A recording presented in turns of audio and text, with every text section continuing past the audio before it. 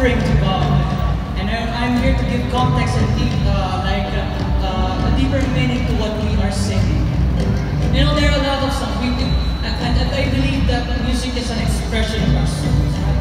When we sing to our God, when we sing worship songs, we express our worship, we express our thanksgiving.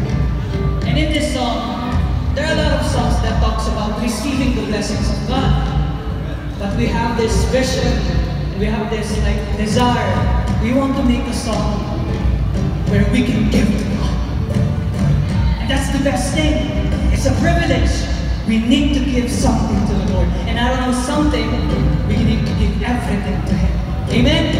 Amen. This is what the song is all about. It's not only giving your finances, it's not only giving something that you have, but giving everything that you have, everything that you are, everything, like all in all. And what makes those finances pleasing to the Lord is that it is given.